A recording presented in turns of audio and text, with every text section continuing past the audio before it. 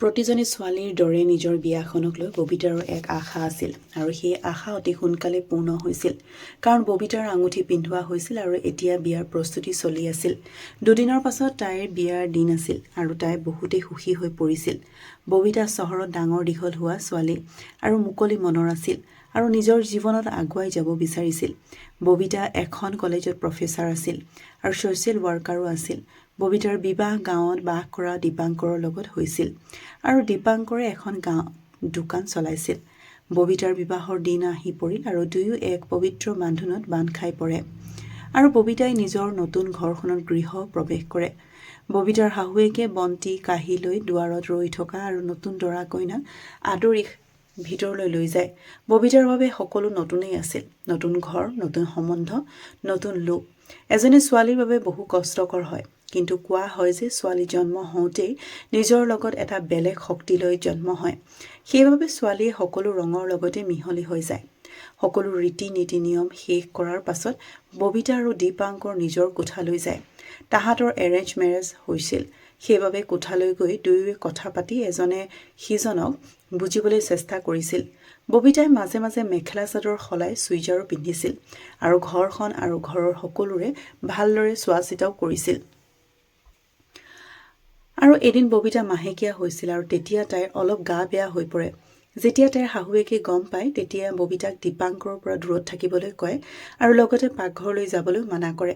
যেতিয়ালৈকে তাই সুস্থ হৈ নুঠে তেতিয়ালৈকে তাইক আন এটা কোঠালিত থাকিবলৈ কয়, যেনে তাই কিবা অপৰাধহে কৰিলে আৰু তাইৰ অপৰাধীৰ দৰে শাস্তি দিয়া হৈছে।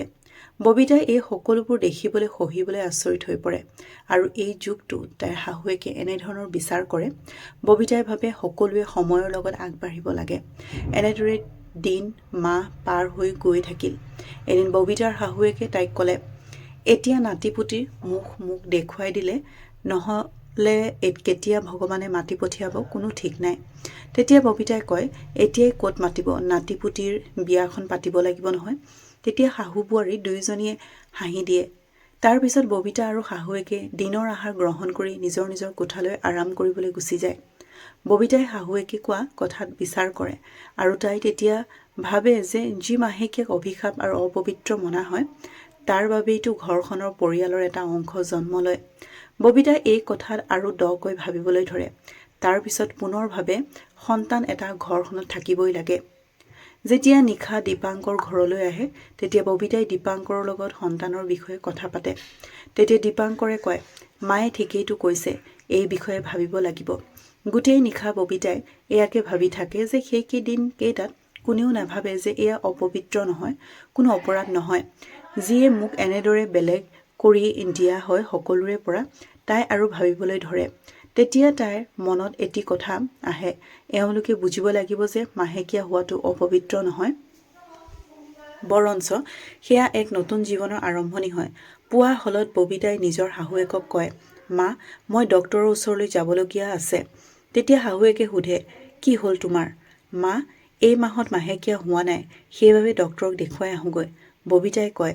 তেতিয়া ববিতা ঘৰৰ পৰা ওলাই আহে নিজৰ এজনী বান্ধৱীৰ ওচৰলৈ, যি এক মহিলা ডক্তৰ হয় আৰু তাইক সকলো কথা ববিতাই ক'লে।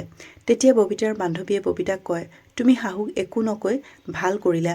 এতিয়া মই যিদৰে কওঁ তুমি তেনেদৰেই কৰিবা। ববিতাই সোধে, তুমি কি কৰিব বিচাৰিছা? ববিতাৰ বান্ধৱীয়ে তাইক কয় যে অলপ নাটক কৰিব লাগিব তুমি।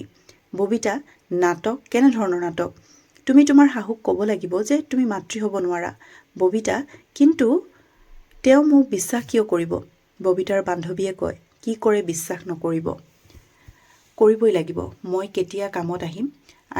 মই নুবুজিলোঁ তোমাৰ কথা, ববিতাই ক'লে। ববিতাই বান্ধৱীয়ে ক'লে, তুমি ক'বা যে মোৰ গৰ্ভ শক্তিশালী নহয়, যাৰ বাবে মই মাতৃত্ব সুখ নাপাওঁ। ঠিক আছে, মই এনেদৰেই ক'ম। ববিতাই শাহুৱেকক সকলোবোৰ তেনেদৰেই কয়। তেতিয়া তাইৰ শাহুৱেকে চিন্তিত হৈ পৰে আৰু কয়, বেলেগ ডক্তৰক দেখুৱাবা, মাহেকীয়া নিয়মীয়াকৈ হ'লেই সকলো ঠিক হ'ব। তেতিয়া ববিতাই কয়, মাহেকীয়া নহ'লেই ভাল, নহ'লে মই আকৌ কোঠাত সকলোৰে পৰা আঁতৰত অকলে থাকিব লাগিব। মা হয়নো কি কৰিম? এনেদৰেই ঠিক আছে। আৰু ল'ৰা ছোৱালী হ'লে মোৰ সুন্দৰতাও নাইকিয়া হৈ পৰিব। ববিতাৰ শাহুৱেকে ক'লে, এয়া কি পাগলৰ দৰে কথা কৈছা? ঘৰখনত ল'ৰা ছোৱালী থাকিলেহে ঘৰখন পূৰ্ণ হৈ পৰে। সেয়া নহ'লে তুমি মা কিদৰে হ'বা? কি ক'লে আপুনি? মা, এতিয়া মাহেকীয়া হোৱাটো আপোনাৰ অপবিত্ৰ নালাগে? ইয়াৰ সহায়তে আপুনিও মাতৃত্বৰ সুখ পাইছিল আৰু আপুনিয়েতো ইয়াক যদি অপবিত্ৰ বুলি কয় তেতিয়া কেনেদৰে হ'ব? নাৰীক জননী বুলি কোৱা হয়। নাৰী এগৰাকী জননী হোৱাৰ সুখ আৰু সৌভাগ্য দুয়ো মাহেকীয়াৰ দ্বাৰাই প্ৰাপ্ত হয়। মাহৰ সেই দিনকেইটাই ছোৱালীজনীক মা হ'বলৈ সক্ষম কৰে।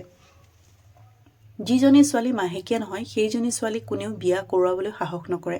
মাহেকীয়া নহ'লে ছোৱালীজনীয়ে মাতৃত্বৰ সুখ নাপায়। সেইবাবে যিয়ে হয় তাইৰ বাবে এয়া কোনো আশীৰ্বাদতকৈ কম নহয়। ববিতাৰ কথা শুনি তাইৰ শাহুৱেকৰ চকুলো বৈ আহিল আৰু তেওঁ ববিতাৰ ওচৰত ক্ষমা বিচাৰিলে আৰু কয়, তুমি বহুত বুজি পোৱা, জ্ঞানী ছোৱালী, আৰু মৰমেৰে ববিতাৰ মূৰত হাত ফুৰাই সদায় সুখী হৈ থকাৰ আশীৰ্বাদ দিলে।